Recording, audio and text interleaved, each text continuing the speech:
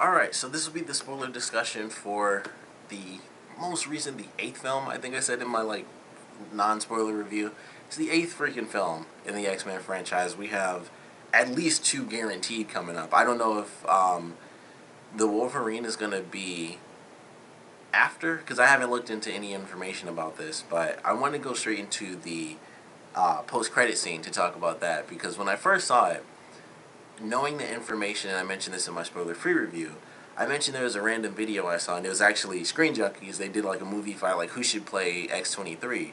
And I was like, oh, that's cool. They're talking about X-23, so that means it's been mentioned. I just assumed it was like, that's going to happen like way down the line. I didn't think it would be like the very next movie. But that end-credit scene has to be because they have, that's their plan. And I'm assuming based on that, that we're going to get to see them jump to the present, I would assume, but they could also keep it in the past because it's X-23, just like Wolverine. She's not going to age as much, so they could still technically do that in the past and keep the younger characters. So that was kind of the big thing, is like, okay, well, that way they can utilize all those actors and stuff, and it won't be like, here's one movie with the young versions of the characters, and then we'll jump, to Wolverine's movie, and that'll be X-23, which...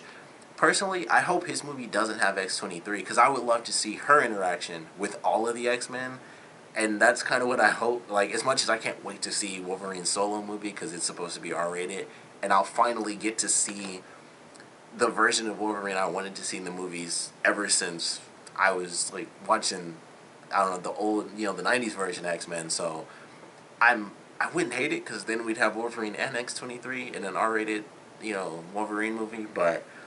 I would just love to see her interaction with all of the X-Men. So maybe we'll get that in Wolverine's movie. Maybe we won't, because I don't know the story. Honestly, I haven't looked anything up. But that ending scene, where they take his blood and everything, it has to be for X-23. And I'm guessing that that's going to be the next movie. And they have other vials as well. And that has me excited too, because when the scene first started up and stuff, it was like, okay, they got the bullets, this is, the Weapon X facility. I was like, alright, they're going to show some random stuff. Are they going to say something? Because I thought for sure the guy was going to walk into the cage and he'd say something random like, what about, the Russian whatever? And I'll be like, that's Omega Red, which had me, super excited. But they didn't say that, but they did have multiple vials, which I would have to assume are from the other, Weapon X, I guess people, I can't think of this, they aren't programs, the program is a program, but the Weapon X experiments, I guess. So we have Wolverine, we have Omega Red. I'm assuming they wouldn't do the stuff where Wolverine and Mystique were together, because they clearly, made certain decisions there, so we probably won't have that storyline. And I can't really think of the other characters. I know there's, I want to say, I can't think of the guy's name, but the guy who has, basically, he can supercharge stuff, but it's not like Gambit, it's his own body or something like that. And I'm pulling all this from, X-Men and the Wolverine from, years ago. But maybe we'll get to see those other characters. Maybe we'll get to see... who knows what they're going to do with Sabretooth. Honestly, there have been 2 versions of him so far, and it's just, impossible to tell if they are even going to try that a third time. I have no idea. But if they're going to go Weapon X again, they kind of have to. And... it doesn't have to suck. I mean, they can still bring the same actor back and have him play Sabretooth. But I don't know. It just depends on how they want to do it. I don't know if that's even a part of the canon or anything like that, to be 100% honest. So, who knows? I don't think it is, because that was supposed to take place in, I think that was supposed to be the 60s, or it was supposed to... yeah, I think it was supposed to be the 60s, but they don't ever say it's in the 60s or something like that. So, I don't know. They could... if they wanted to, they could probably do that. I have no idea, but there's a lot of stuff there. And obviously he was Weapon X in this movie, which was a great scene. I when they did that, because I knew that was happening, because the most recent trailer, which it kind of sucked that they spoiled this, they waited until the last minute to be like, hey, Wolverine's in this movie. And I thought, I was like, well, that kind of sucks. They put that in the last trailer to come out, and it was like, oh, we had a little help, and they show Wolverine in the trailer. I was like, well, that would have been a nice surprise. And they saved it for over a year and a half or something crazy. It's let's just throw that in the last trailer before the movie comes out.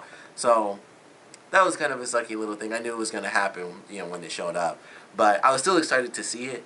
And when he came out, and he was in like full on Weapon X. I was like, that is freaking sweet. It wasn't 100% because he had to actually see, which makes sense.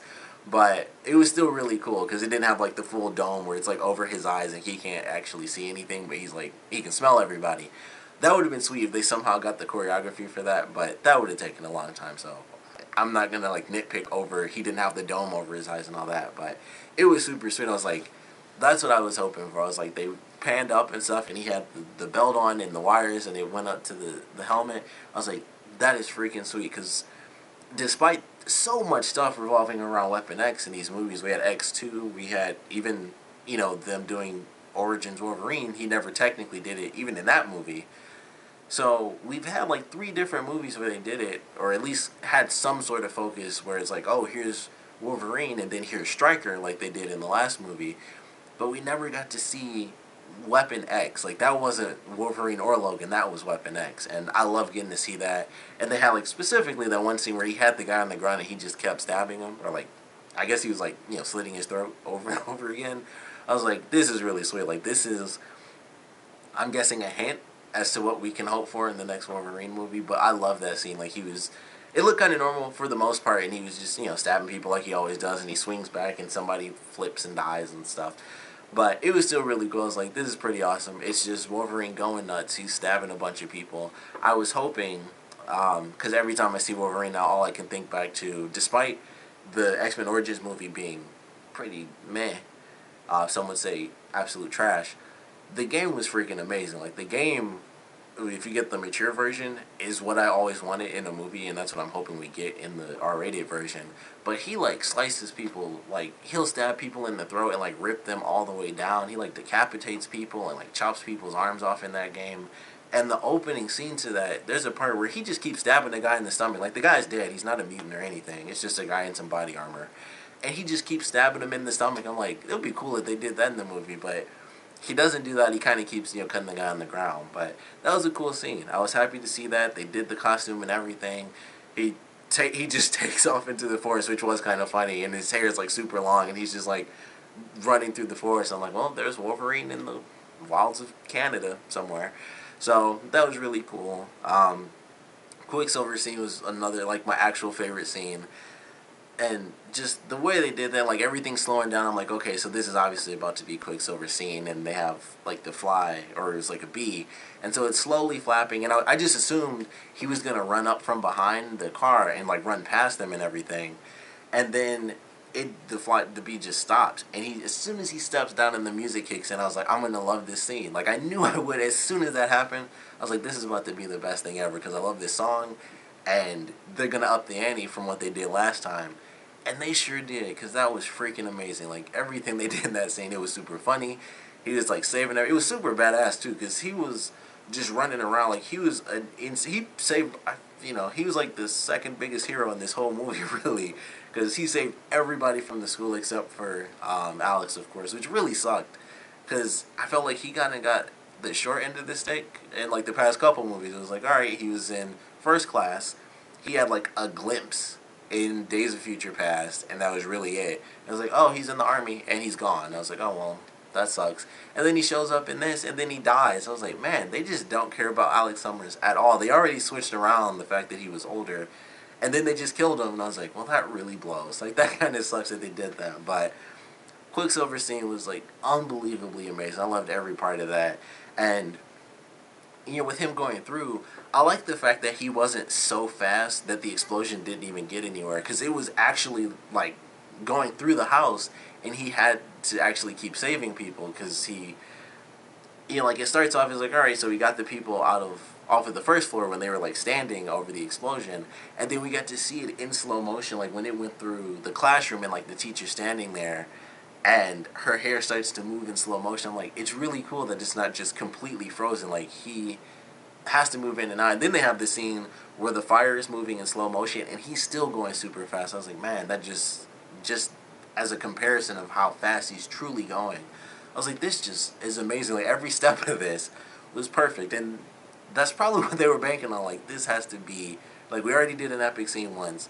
We got to do it again. I don't know if he's going to be in the next one, but it'll be really freaking hard to kind of top this one. But I don't know. I mean, just something in slow motion picked the right song and stuff. But this was just like they picked the perfect song and just foot hits the ground. You see that silver boot hit the ground, and then he just like throw. He has a Twinkie and he's just like okay, and he just tosses that and he takes off and stuff. And I'm like, this just looks really cool. And I like the way that they introduced that it's his scenes because when they did it the first time, I think that was like a clue so that we know when his scenes are coming up at the end, like when he fights against Apocalypse, because they're talking and stuff and they just show Apocalypse and everything slows down. I'm like, this is about to be really cool, and he just beats the crap out of him at least for a little bit, and I was so happy he didn't die because I thought for sure I'm like they're actually about to kill somebody in this movie, and I wasn't thinking like don't kill Quicksilver. I was just thinking in general they're actually about to kill someone, but I like the way that all that played out and Mystique actually was Psylocke and stuff, and so he actually survives. I was curious if they would do like his leg healing super fast, but they didn't end up doing that, which I thought would have been cool as well. But I just loved that scene. His scene in the opening and his scene against Apocalypse was really cool and funny as well because he's just punching him around and he's flying all over the place because it's basically like 3 times the strength when he's in going super fast. But I love that. Very great. They still don't have him talk to Magneto about him being his dad. I was really surprised by that, where he chose not to kind of give him that information, even when he was in like the weird metal bubble deal. So he didn't say it then, and he didn't say it after either. So I was kind of shocked by that one, which they might be saving for the next movie, which it could have some sort of impact. Maybe it'll be when they decide to do Magneto going full evil in the past, where it's like the final moment between the past and the present, and he's like, I'm full evil no matter what. And maybe they'll save it for that, where Quicksilver's like, I'm your son, like, I know this is like, way after you've met me and stuff, but you can kind of still be the family man, and maybe that's how they'll play it, and he'll still decide it's too late for family and all that other stuff. It's only mutants and kill all humans type deal. So they might save it to have like a crazy emotional impact where Quicksilver feels like even he can't save his own father, something crazy like that. But I was surprised by that. So they're keeping it for a reason because he could have just told him and it probably could have stopped him a little bit earlier, but he still chose not to. Even after everything, he chose not to. So they're saving that for a good reason. So hopefully it's utilized really well. That's my hope. But either way, Quicksilver is going to be sweet in the next one. So looking forward to that. Psylocke, like the two characters, I wish had more. As much as I liked Angel, I was like, all right, he at least had the cool fight scene in the opening, and then after he turned, I felt like he had way less time in the movie after he turned than compared to before. But it was like, all right, he's doing his thing. But Psylocke had nothing in this movie, and I hated that. Like, I think a lot of people were excited for Psylocke. Psylocke is an insanely badass character. And we got to see, during the fight scene, it was pretty cool. And when she first does her powers, it's pretty sweet when she's up against Storm and Apocalypse. And she uses the katana on Storm, and she basically does, like, her energy blade, on Apocalypse. So it was like, that was, a cool introduction just to see her powers. And visually, it looks cool. We actually got to see her use her powers in whip form, which I've never seen that. I've seen her use it only as the blade, and I've seen her, like, shoot, like, the projectiles and stuff. But I'd never seen her use it in other forms or anything. So that was actually kind of cool. I wish we got to see the sword version a lot more, because when she switched to the whip, that's all she ended up using, and I was like, well, that kind of sucks, because, she has, like, the cool sonic, energy blade. I wanted to see that, like, chop a bunch of stuff up, and we only got to see it, like, when she split the car, which is in the trailer, so I was like, I was expecting that. And then she cut, like, a brick that Beast was, like, trying to throw at her. She cut a brick, and then that was it. After that, it was, like, the whip version. I was like, oh, well, that sucks, because I wanted to see more kind of hand-to-hand stuff. But I guess technically if she kept doing that and she hit him, he'd have to, like, be really hurt. So it kind of made sense, and it's like, okay, she can damage him now with the whip version, but it won't, like, split him in half and all that sort of crazy stuff. So that's probably why they did it, so she could actually get some hits in, because otherwise it would have just been Beast dodging the whole time. So made sense, but I was still a little upset by it. I was like, oh, I wanted to see a lot more of the energy blade and stuff. And also, she was just gone. I mean, she didn't have much. I mentioned this in my review, like, one character I felt in particular got, like, nothing. I felt it was Psylocke. Psylocke and Jubilee. I was so mad that Jubilee didn't have anything. They made a big deal out of that. Like, Jubilee's going to be in the movie and stuff, and everybody loves Jubilee, particularly because of, the 90s cartoon. And they did nothing with her character. And I figured, I was like, all right, the way they kind of do it is like, oh, she basically has like, it seems like fireworks and stuff. But they could have done something with that. It could have been, you know, she does technically cause like explosions and stuff, so they could have made it work. But it was like, there's, you know, Jubilee, here's everybody at the movies, Star Wars, and, you know, hating, you know, taking a dump on X3. And then they get to the house, and we have our three people hide. She gets knocked out with everybody else, and then she shows up, you know, at the end of the movie. I'm like, well, she looks cool, but I would have loved to have seen something out of Jubilee. Seen her powers, just something, I don't know. But I was like, that really sucks. Like, we didn't get anything out of Jubilee, so I truly hope that in the next movie they use her powers, or at least, I mean, even if they don't use her powers that much, I want her to at least be in it a lot more, because she was in, like, that one scene, like, when she was first in the scene, or, like, her first actual scene in the movie, I don't think they even said much to her. She was just, like, there when they're like, Kurt, let's go to the mall and stuff. She was kind of just sitting in the background of that scene, and that was it. And then they were at the mall talking about Star Wars, and then she was in the car. And that was it. And that was her scene. And she got knocked out, and she was standing next to Kurt at the end of the movie. So that kind of sucked, but it was still cool to see her. Psylocke continues to live on.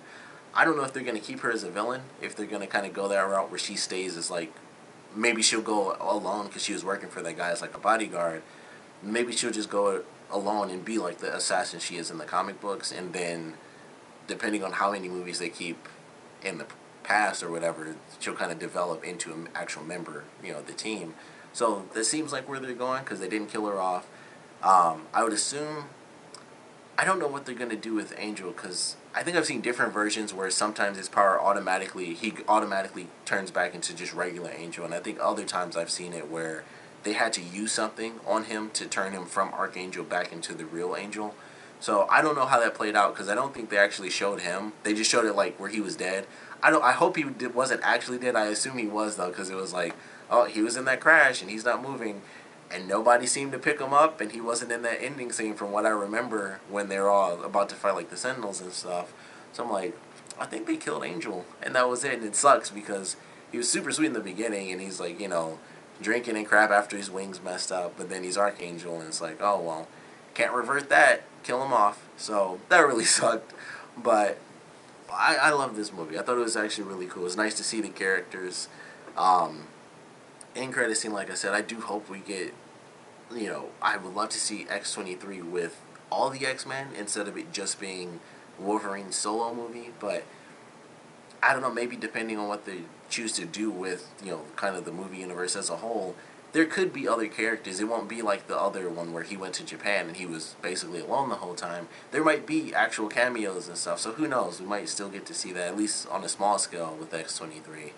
But I don't know, I'm looking forward to what they do next. I mean, we still have to see what happens with Magneto when he decides we are complete enemies. And of course they've changed things around, so it doesn't necessarily mean that they are enemies, because we don't know. There are a million questions after Days of Future Past. It's like, okay, well, Jean's alive, they have the school, there are a billion other things, like, does Wolverine even have metal claws, which technically we found out he still does, and they picked him up, which they showed, I guess, after Days of Future Past. I think that was like the extra scene in that movie, where Stryker picked him up out of the water, so he still has the metal claws and everything, but there's just a lot there. There's a lot they can do with it, whether it's, you know, sticking with the young versions or going, you know, jump into the present. But I think this was a pretty fun one. I mean, and the ending, I mean, getting to see Phoenix, I thought was great. I was very surprised. I was pleasantly surprised by that one, because I didn't think they were actually going to do Phoenix. I just assumed, you know, she's just going to help him.